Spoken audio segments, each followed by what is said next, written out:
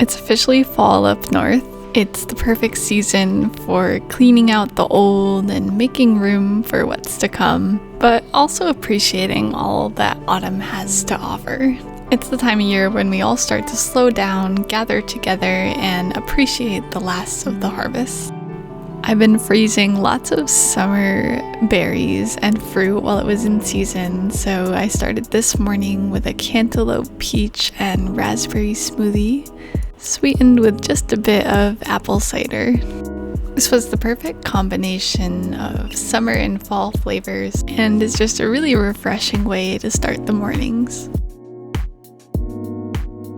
If I have something light like a smoothie in the morning, I always get hungry for a bit of a bigger breakfast, and this is going to be an oat recipe inspired by mango sticky rice. To coconut milk, I add the oats, some chia seeds, and some milled flax seeds, and sweeten that with some maple syrup or agave. I simmer it until the oats become soft and the chia seeds and flax seeds swell up a bit and get that really creamy, sticky texture. I chopped some frozen mango chunks and then plated it all up and drizzled on a bit of extra agave and coconut milk.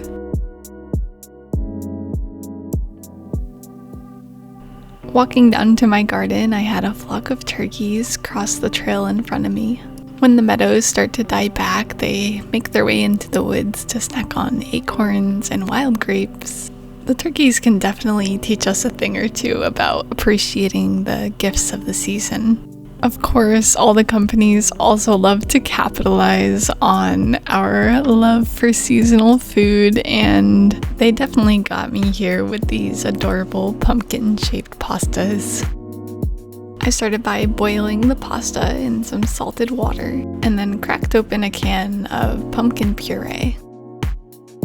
I'm gonna be making a mac and cheese-ish type pumpkin sauce, so I started with a cup of pumpkin puree and a package of sprouted tofu.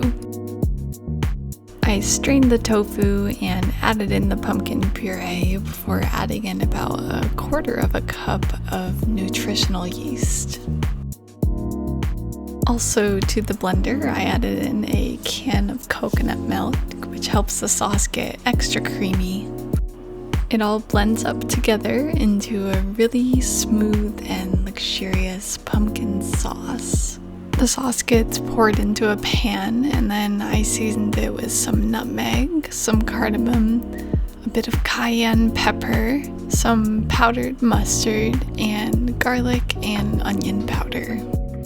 The sauce simmers on the stove for a few minutes while I strain the pumpkin pastas and start on my breadcrumbs for the topping. I heat my cast iron pan and then add in my garlic and fresh oregano from the garden.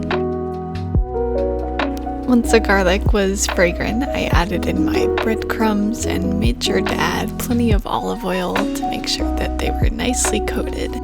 I also seasoned with salt and pepper and some nutritional yeast. Something about cute-shaped pasta just makes them taste so much better. I spread the little pumpkins out in a baking sheet and then poured over that creamy pumpkin cheese sauce.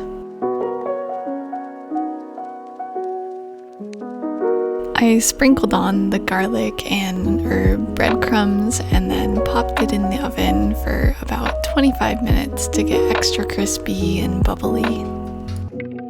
This came out so good. The crumbs were extra crispy and garlicky, and the creamy sauce with the tofu was really filling and just delicious.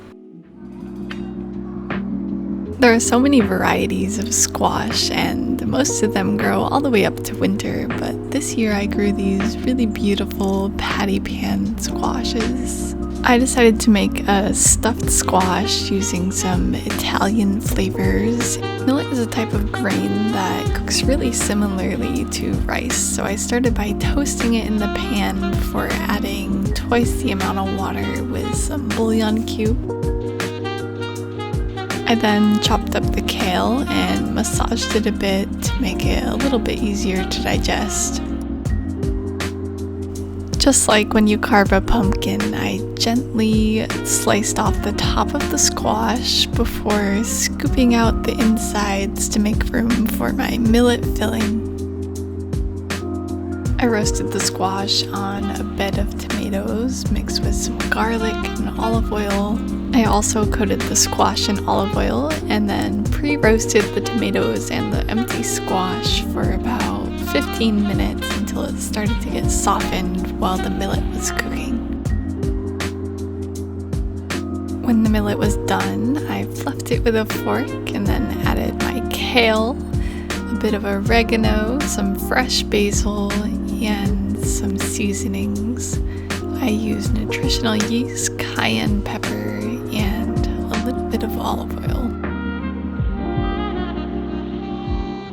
I also seasoned with salt and pepper to taste before fluffing it all together and sprinkling on a little bit more seasoning as needed. After coming out of the oven, I really wanted to stuff as much millet in there as I could, so I made sure to pack it down and form a nice little hill over the top.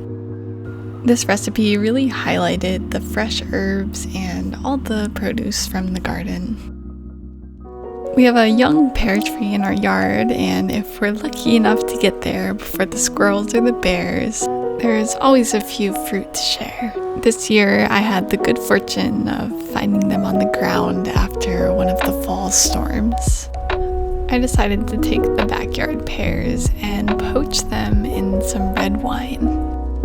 I start by adding the wine and some brown sugar along with some mulling spices. In here is a mix of ginger and allspice, cloves, and a bit of cinnamon.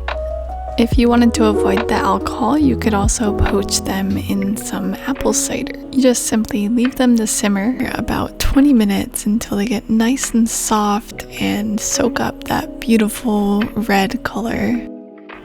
To pair with the pears, I also made this coconut whipped cream. It's super simple to make, just a bit of coconut cream, some agave, and some vanilla and cardamom for flavor. And then the machine does all the work and whips it up until it gets nice and fluffy.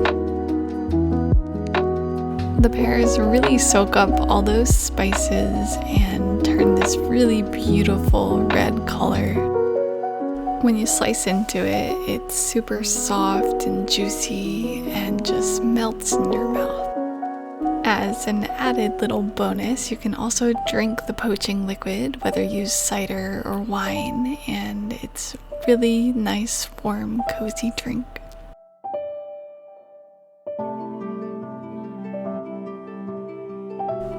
Thank you all for watching. I hope I was able to give you some recipe inspiration, and if you'd like to support my channel, please like and subscribe, and I will see you next time.